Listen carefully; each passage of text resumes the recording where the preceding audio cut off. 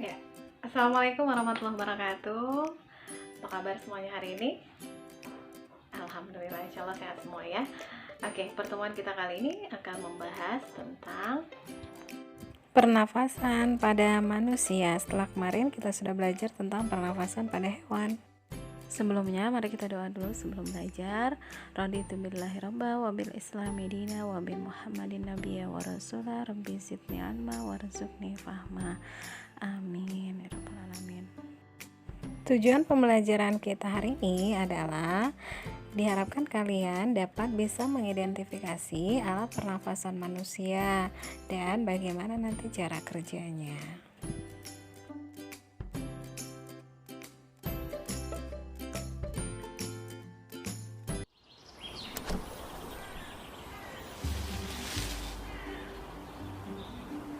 Manusia, hewan maupun tumbuhan, sebagai makhluk hidup, kita perlu oksigen untuk hidup. Waktu bernafas, kita mempunyai organ-organ yang bekerja sama dan membentuk sistem organ yang bekerja mengatur oksigen yang ada di lingkungan hidup sampai pada setiap sel yang kita butuhkan. Oksigen ini tidak tersedia di dalam tubuh makhluk hidup. Kita mendapatkan oksigen dari lingkungan sekitar kita. Bernafas artinya kegiatan menghirup atau memasukkan oksigen dari lingkungan hidup dan mengeluarkan karbon dioksida dan uap air melalui alat pernafasan kita. Kali ini kita akan mempelajari lebih lanjut tentang organ-organ pernafasan manusia.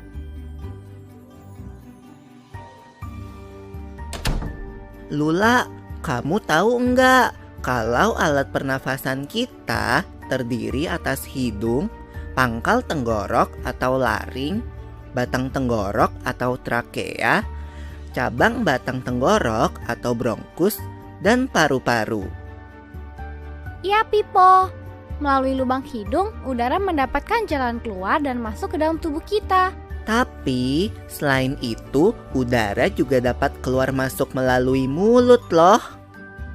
Namun, jika kita bernafas menggunakan hidung, akan lebih baik loh, Pipo. Karena terdapat lendir dan rambut-rambut halus. Rambut-rambut halus ini berfungsi untuk menyaring udara yang mengandung debu, kotoran, dan kuman penyakit. Benar sekali, Lula. Selaput lendir berfungsi untuk mengatur suhu udara yang akan masuk ke paru-paru dan mengatur kelembapan udara agar sesuai dengan kelembapan tubuh. Hidung juga jalur yang langsung terhubung dengan alat pernafasan berikutnya, yaitu tenggorokan. Tenggorokan merupakan alat pernafasan manusia yang kedua. Pada tenggorokan terdapat laring atau pangkal tenggorok dan batang tenggorok atau trakea. Pada bagian dalam dinding batang tenggorok terdapat selaput lendir dan rambut-rambut halus yang selalu bergetar yang berfungsi menghalangi benda-benda asing yang akan masuk ke paru-paru. Pernahkah kalian tersedak? Kamu pernah enggak, Lula? Pernah banget, Pipo. Itu kenapa ya, by the way? Tersedak merupakan gerak refleks untuk mengeluarkan kembali benda atau makanan yang masuk ke saluran pernafasan. Oh, aku tahu. Gerak refleks adalah gerak cepat dan otomatis yang menanggapi rangsangan dari luar organ kan? Iya, Lula. Kemudian pangkal tenggorok yang disebut juga laring menghubungkan hidung dengan batang tenggorok atau yang biasa disebut trakea. Pada ujung trakea terdapat bronkus, yaitu percabangan yang menghubungkan trakea dengan paru-paru kiri dan kanan. Paru-paru terletaknya di dalam rongga dada kan, Pipo? Jika kita menghirup udara, maka udara masuk ke paru-paru. Lalu kemana lagi ya? Melalui bronkus menuju cabang dari bronkus yang disebut bronkiolus dan berujung pada gelembung paru-paru yang juga disebut dengan alveolus. Pada alveolus ini kan yang terdapat pembuluh darah, di mana terjadi pertukaran gas oksigen dengan karbon dioksida.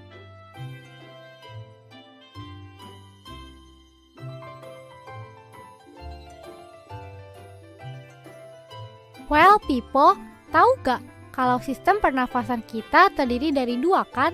Yaitu sistem pernafasan dada yang umum kita lakukan dan juga sistem pernafasan perut. Jelasin dong Pipo, apa sih perbedaan detailnya? Pernafasan dada terjadi karena gerakan tulang rusuk oleh otot-otot antar rusuk. Pengambilan udara terjadi saat otot antar rusuk berkontraksi atau mengerut, sehingga tulang rusuk terangkat ke atas menyebabkan rongga dada dan paru-paru membesar. Oh begitu, berarti pengeluaran udara terjadi saat otot antar rusuk berelaksasi atau mengendur. Saat itu, tulang rusuk turun ke posisi semula, menyebabkan rongga dada dan paru-paru mengecil kan? Ya, benar sekali. Lalu menurut kamu, bagaimana dengan pernafasan perut kita, Lula? Aku belum yakin banget sih, Pipo. Jelasin dong. Pernafasan perut terjadi karena gerakan otot diafragma, yaitu sekat yang membatasi antara rongga dada dan rongga perut. Pengambilan udara terjadi saat otot diafragma berkontraksi. Posisi diafragma mendatar menyebabkan rongga dada dan paru-paru membesar. Berarti pengeluaran udara terjadi saat otot diafragma berelaksasi. Posisi diafragma melengkung ke atas, lalu menyebabkan rongga dada dan paru-paru mengecil. You're right, Lula. Nilai Islami dari pembelajaran kita pada hari ini yaitu dalam surat Al-Quran dijelaskan barang siapa yang Allah kehendaki akan memberikan kepadanya petunjuk, niscaya dia melapangkan dadanya untuk memeluk agama Islam. Dan barang siapa yang dikehendaki Allah untuk kesesatannya, niscaya Allah menjadikan dadanya sesak lagi sempit, seolah-olah ia sedang mendaki langit. Begitulah Allah menimpakan siksa kepada orang-orang yang tidak beriman. Ayat tersebut terdapat pada surat Al-An'am, surat ke-6, ayat 125. Dari penggalan surat, arti dari surat tadi bisa dijelaskan bahwa dada yang sesak itu seolah-olah kesulitan untuk bernafas. Ya, jadi dengan dada yang lapang itu bernafas dengan mudah. Demikian pembelajaran kita hari ini. Terima kasih atas perhatiannya. Kita tutup dengan alhamdulillah. Alhamdulillahirabbil alamin. Wassalamualaikum.